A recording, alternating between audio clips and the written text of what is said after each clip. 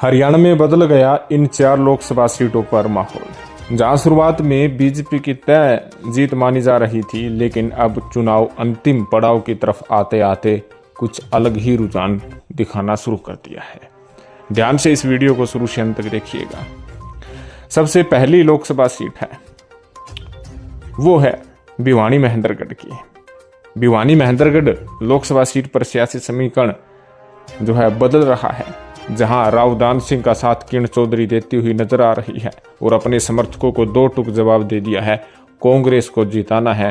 कांग्रेस ने जो फैसला लिया है वो सर माथों पर है। रुक्का मारकर रावदान सिंह का समर्थन करना है।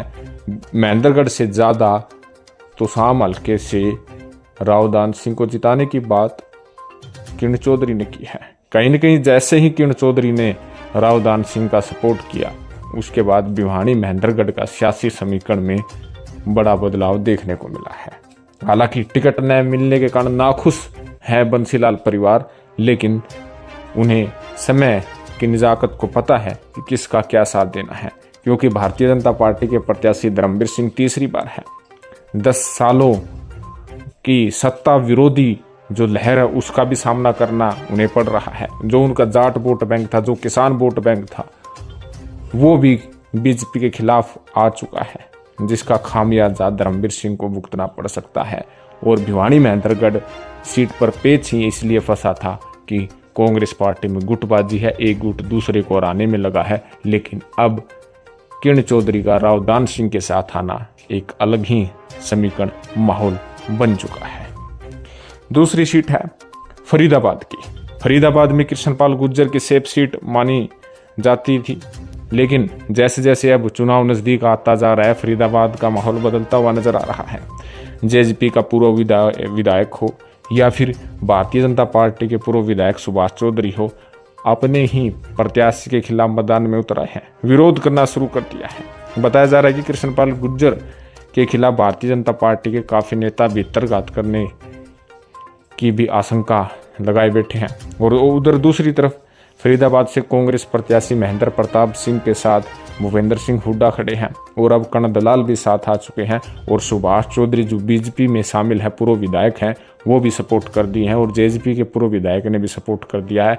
और विशेष तौर पर यदि हम बात करें, जो उदयभान का जो विधानसभा सीट है वो फरीदाबाद लोकसभा सीट के अंतर्गत आती है, जिससे फायदा महेंद्र प्रताप को होता हुआ नजर आ रहा है। फरीदाबाद सीट पर भी कड़ी टक्कर अब दिखती हुई नजर आ रही है। अगली सीट है हिसार की। हिसार से जैसे ही रणजीत सिंह चौटाला को बीजेपी ने उम्मीदवार बनाया, सभी चौंक गए थे। यहाँ पर देवीलाल परिवार से 3 कैंडिडेट हैं, रणजीत सिंह चौटाला, सुनैना चौटाला INLD से, नैना चौटाला जेजेपी पार्टी से है। और कांग्रेस पार्टी ने जयप्रकाश को उम्मीदवार बनाया है। जयप्रकाश वही है जो आदमपुर में भजनलाल परिवार के खिलाफ 51,000 उपचुनाव में वोट प्राप्त किए थे, जो आज तक कोई नेता ऐसा नहीं कर पाया है। लेकिन हिसार में उनका अच्छा खासा प्रभाव रहा है, 3 बार यहीं से वे सांसद रहे हैं। तो कहीं ना कहीं जयप्रकाश ने अपने नामांकन के अवसर पर जो भीड़ दिखाई है और जो कुछ इलाकों में उनके साथ अच्छा प्रभाव देखने को मिला है, चाहे उकलाना हो, चाहे उचाना हो, चाहे फिर नारनौंद हो, इस जोन में कहीं ना कहीं जयप्रकाश तुर्क के इक्के साबित हो रहे हैं। कहीं ना कहीं रणजीत सिंह चौटाला को टक्कर देते हुए नजर आ रहे हैं। अगली सीट है जो कि खास है, आरक्षित सीट है अंबाला की। अंबाला सीट बहुत महत्वपूर्ण साबित हो गई है। एक तरफ जहां अनिल विज की नाराजगी और अनिल विज का एक ही विधानसभा तक सिमटना कहीं ना कहीं भारतीय जनता पार्टी के लिए घातक है। और बताया जा रहा है कि वरुण मुदाना जो कांग्रेस के प्रत्याशी है, उनकी सीधी टक्कर बंतो कटारिया से है। बंतो कटारिया शुरुआत में तो सेफ जोन में थी, मानकर चल रहे थे कि जीत एक तरफा होगी, लेकिन जैसे जैसे चुनाव आगे बढ़ रहा है वैसे वैसे यहाँ पर कांटे का मुकाबला देखने को मिल रहा है।